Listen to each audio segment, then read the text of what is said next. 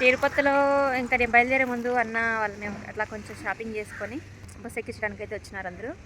ఇక్కడ డాబా దగ్గరికి అంటే మధ్యాహ్నం ఫుడ్ టైం అయిపోయింది, అందుకోసం 4 అయితే అయిపోయింది. ఇప్పుడు తినేసి వెళ్దామనేసి ఇంక ఇక్కడ ఒక చిన్న డాబాకి అయితే వచ్చినాము.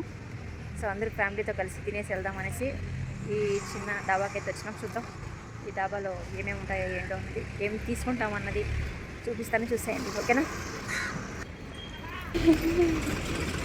ఇదే డాబా. ఇక్కడ మీకు ఒక సామెత చెప్తాను చూడండి. కూసేగాడిది వచ్చి మేసేగాడిదని జడగొట్టింది అనేసి మేమంతా ఖాళీగా కుప్పలేసుకొని కూర్చుండేది సరిపోదనేసి నా తమ్ముడు ఆఫీస్కి వెళ్తే వాడిని కూడా రప్పించేసాం మేము. ఎందుకంటే ఇక్కడ ఏం జరిగినా కూడా అందరూ కలిసి చేయడమే నాకు ఇష్టం అని చెప్పాను కదా.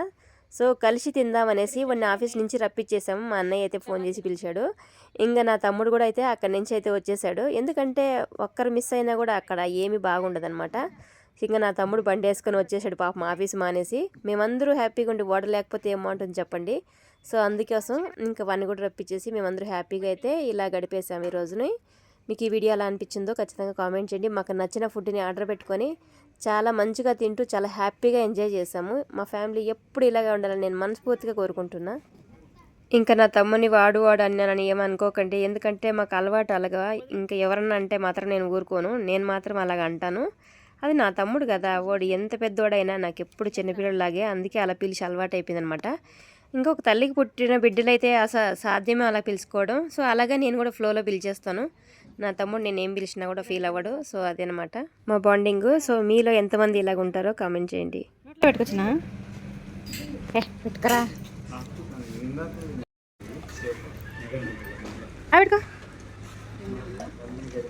చిన్న మష్రూమ్ ఫ్రై తిను, ఊడి తిను.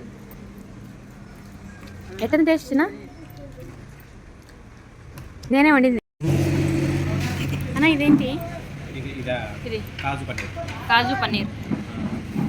ఓకే, అది టమాటా కర్రీ, కాజు పన్నీర్ అంటే డ్రై ఫ్రూట్స్తో పన్నీర్. అయ్యో మనకెందుకు. రోటీ,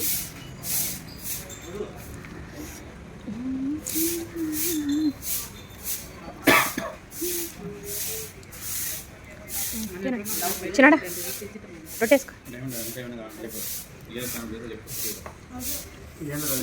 వచ్చేది అట్లా గుడి వినమ్మా. ఓం నమః శివాయ.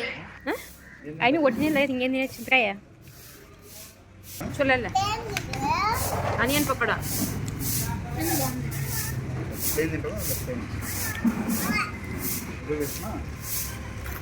అదేంటి ఇదేంటి?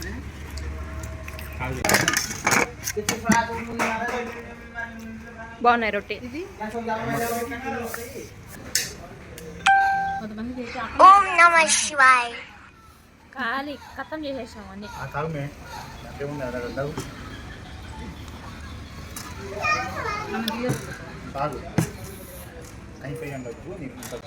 ఆనియన్ పకోడా బాగా చేశాడు కదా. ఆనియన్ పకోడా బాగుంది. సారీ నాన్న, అంతా ఆమె తినేసి ముందే లేచావు. ఆనియన్ పకోడా పెట్టుకుంటా. హాయ్ అండి, ఇక్కడైతే ఇంకా నాకు వాయిస్ అయితే పోయేసింది, కోల్డ్ అయింది. సో ఇంకా మేమైతే ఫుడ్ ఫినిష్ చేసేసాము. ఫుడ్ ఫినిష్ చేసేసి ఇంకా నేనేంటంటే తిరుపతి నుంచి బెంగళూరుకి అయితే బయలుదేరేయాలి. ఇంకా ఇక్కడ తిన్న తర్వాత మళ్ళీ ఇంటికి తీసుకెళ్ళిపోయారు వీళ్ళు. నా తమ్ముడు ఇంటి బస్ స్టాండ్కి పక్కనే అనమాట. కాఫీ తాగేసి పోతురా ఇంటి నుంచి అనేసి డైరెక్ట్గా అయితే ఇంక మళ్ళీ ఇంటికి తీసుకెళ్ళి మళ్ళీ కాఫీ తాపించి మళ్ళీ బస్ స్టాండ్కి తీసుకొచ్చారు వీళ్ళు.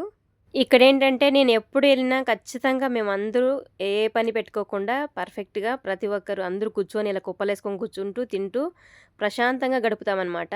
ఎందుకంటే ఎప్పుడో ఒకసారి వెళ్తూ ఉంటాము, ఎప్పుడు కలిసినా కూడా. ఇంకా ఇలా అయితే మేము బయట వెళ్ళినా కానీ అందరూ కలిసి తినడం, ఇంట్లో కూడా ఏదైనా వండుకున్నప్పుడు కలిసి తినడం. సో ఏ వర్క్ పెట్టుకోకుండా ప్రశాంతంగా ఉన్న 2 రోజులు 3 రోజులు హ్యాపీగా కలిసి ఈ విధంగా అయితే ఉంటాం మేము ఎప్పుడు. సో ఎంత పని ఉన్నా కూడా అన్నయ్య అయితే మా కోసం ఇంకా ఆఫీస్ లీవ్ అయితే వేసేసాడు. ఇంకా చిన్నోడే వాళ్ళ ఇంటికి అయితే వచ్చేసి కాఫీ తాగుతున్నాము.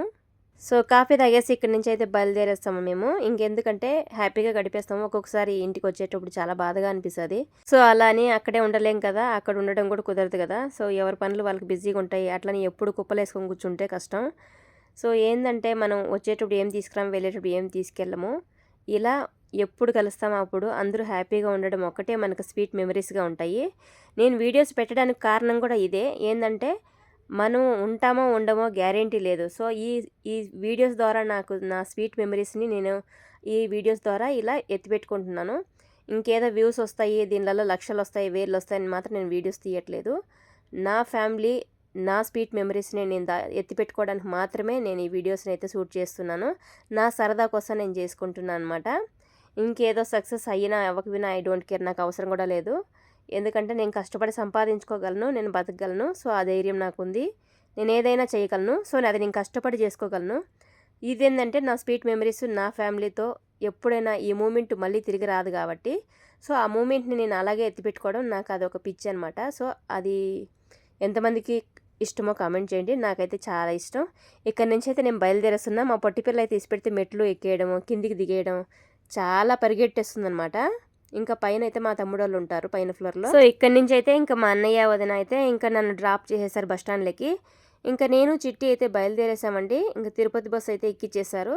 సో అక్కడి నుంచి వాళ్ళు నన్ను డ్రాప్ చేసి అయితే వచ్చేసారు. ఇక్కడి నుంచి మేము బెంగళూరుకి వచ్చేసాం. వాళ్ళు అట్లా ఇంటికి వెళ్ళిపోయారు అనమాట. చాలా బాధగా అనిపిస్తుంది. ఇంకా అలాగని అక్కడ ఉండలేం కదా. సో కలిసి ఉంటే చాలా బాగుంటుంది అనిపిస్తుంది.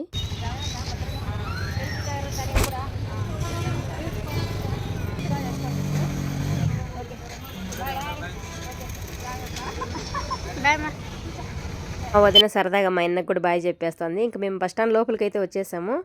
ఎక్కడున్నా కానీ మన అనుకున్న వాళ్ళు, మన ఫ్యామిలీ అందరూ చాలా బాగుండాలి అనేసి నేను మనస్ఫూర్తిగా కోరుకుంటాను. నా అనుకున్న వాళ్ళు ఎప్పుడు కష్టపడకూడదు, బాగుండాలి, వాళ్ళకి ఎలాంటి కష్టాలు రాకూడదు అనేసి నా మైండ్లో అయితే ఉంటుంది. కానీ ఆ భగవంతుడు ఎవరికి తగ్గట్టు వాళ్ళకి ఇస్తాడు కదా, అది అయితే తప్పదు. సో ఏదైతే అది అవని అందరూ బాగుండాలి, అందులో నేను ఉండాలి. మీ అందరూ సపోర్ట్ నాకు కావాలి. సో ప్రతి ఒక్కరూ వీడియో ఎలా అనిపించిందో కామెంట్ చేయండి. ఇది నా సెంటిమెంట్. ఓకే.